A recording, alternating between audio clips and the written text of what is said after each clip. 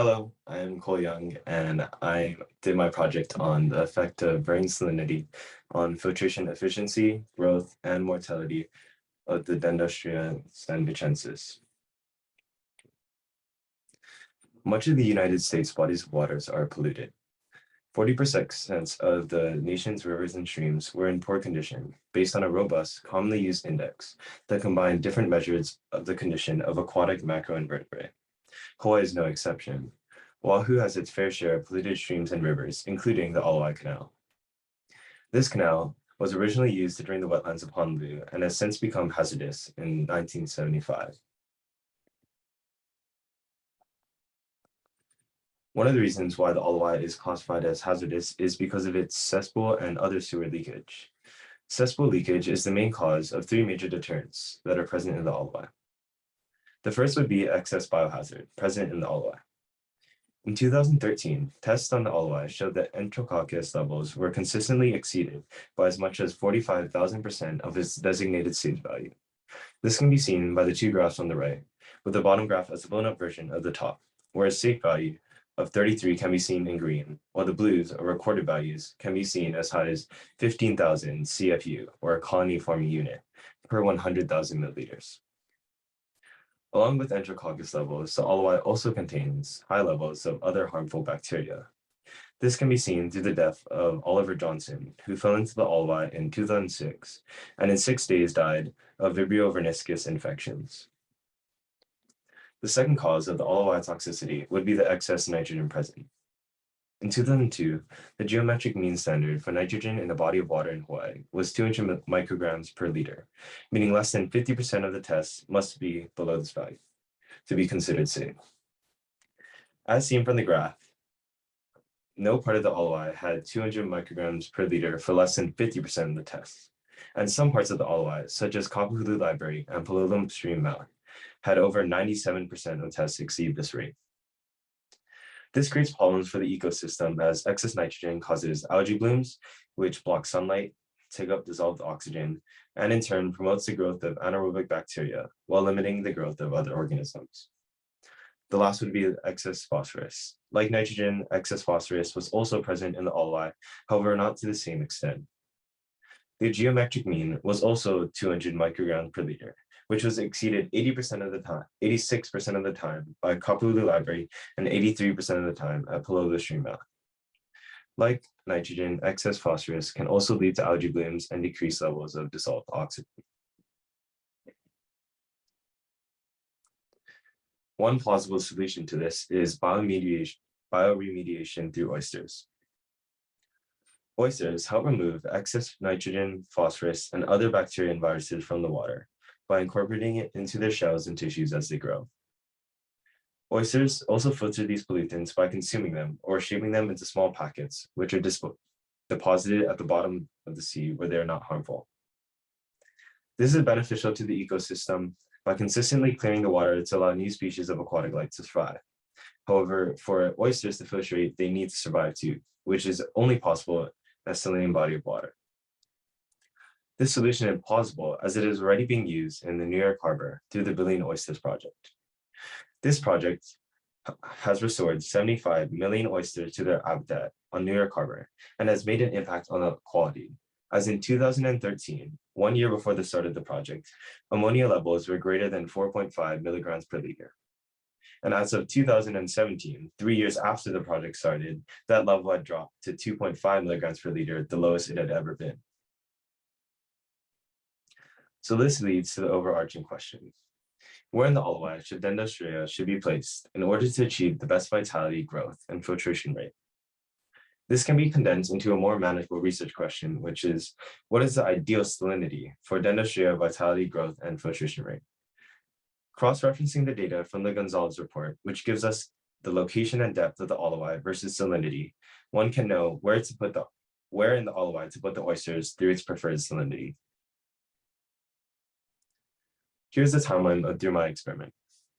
We first obtained oysters from the Oahu waterkeepers, which were already doing experiments in the Alawai Harbor. They're then transferred to Iolani Wet Lab and into testing tanks with salinity similar to its original habitat. Here the salinities were slowly adjusted to its experimental values for 7 days. From here, the official experiment began. The height and girth were measured for initial measurements for week 1 of the start of the experiment. Here, they're fed 6 days a week, 400 milliliters of a mixture, and each week, mortality was measured. This continued for 4 weeks until the height and girth were measured again for all tanks. Then during week 5, filtration was tested for all tanks, and lastly, during week 7, height and girth were measured for final measurements. Here were the tanks that were used in our experiment. The dendrostraea were put into tanks of salinity varying from 26 to 35 parts per thousand. As you can see on the bottom, here are the tanks and their values. The height and the girth of the oysters in each tank were measured in milliliters during the 1st, 4th, and 7th week of the experiment.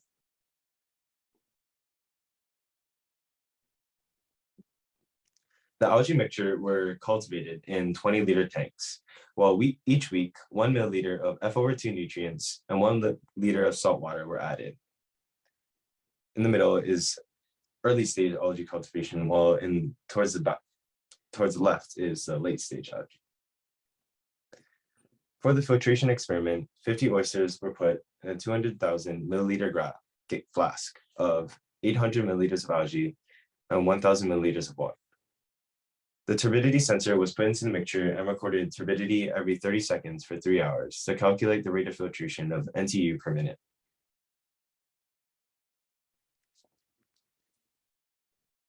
Here's a video of algae filtration in 3 hours. It's a time lapse.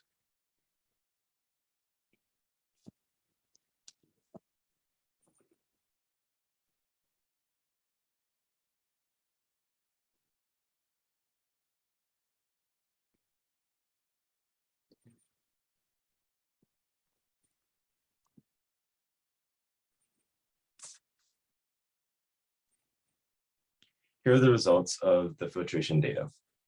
On the left is a graph of turbidity versus time in varying salinities. On the right is the filtration rate per 50 oysters in varying salinities. The filtration rate was calculated through the linear slope of the graph on the left. As one can see, the greatest filtration rate per 50 oysters was at 32 parts per thousand, where the lowest filtration rate was at 35 and 26 parts per thousand. For our growth, the deviation between growth rates were less than 1/10 of a millimeter. This low average growth for all salinities and low deviation shows that there's too little difference for growth and was deemed insignificant. For mortality, the highest mortality of dendrostraea was at 26 parts per thousand, with 38 deaths in 51 days, and 35 parts per thousand followed with 33 days, where the lowest mortality was 32 parts per thousand with 27 deaths.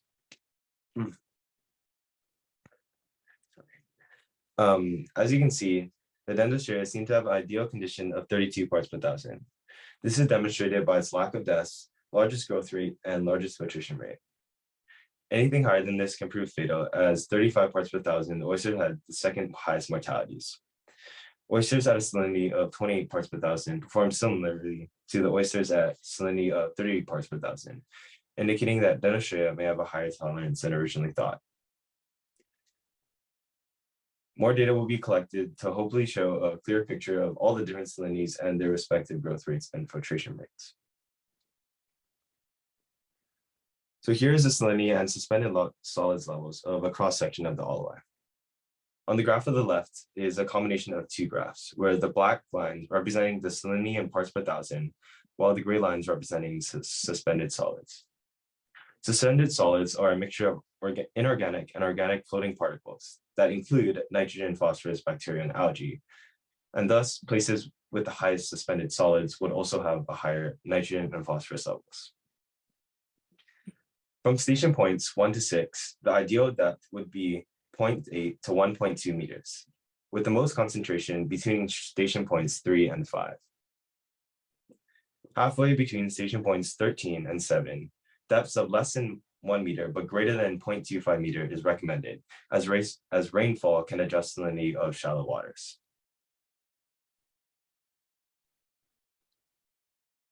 In this experiment, there are a few sources of error. One of it was the habitat variance of the olivine. In our experiment, we did not use water from the Alawai, and rather we used it as a mixture of salt and distilled water. Another source of error was the sample size. For each tank, only one experiment was done, and thus there can be error as there was no data to be averaged. Further research can be in other variables such as dissolved oxygen tolerance and temperature tolerance, as seen from the Gonzalez report, which has it of the Alawai. In conclusion, I tested oysters at different salinities to determine the ideal salinity of range 28 to 32 parts per thousand, which may be used to find the best location for dendrosphere in the Alawai, which is between 1.6, 1 to 6 station points would be 0.8 to 1.2 meters, and 13 to 7 would be at less than 1 and greater than 0.25 meters. This can be applied for the MOMI project, which is created cages and suspension cables to enable the dwelling of oysters at the correct depths. So what I learned from independent research was mostly time management, organization, and researching scientific papers. Time management was particularly hard for me in the first few quarters as I wasn't very organized, and for my research proposal, it was very hard getting all the assignments in on time. And this brings us into researching scientific papers. This class really helped me as I got to research more than probably ever I have ever in my life. And I got to learn about so many different things through researching through like Google Scholar and all these different articles. Advice for future students would be have a calendar for each week, as it really helps you stay productive and on task every day. And to split the research proposal into multiple chunks, as when you try to do it all at one time, it's very discouraging and leads to procrastination. And lastly, to fill out your Trello and your prep journal early, as they are easy points and you should not be turning it in late. For my acknowledgements, I'd like to thank Dr. Chan, the Waku water keepers, everyone who helped feed the oysters during break, and my family. Thank you.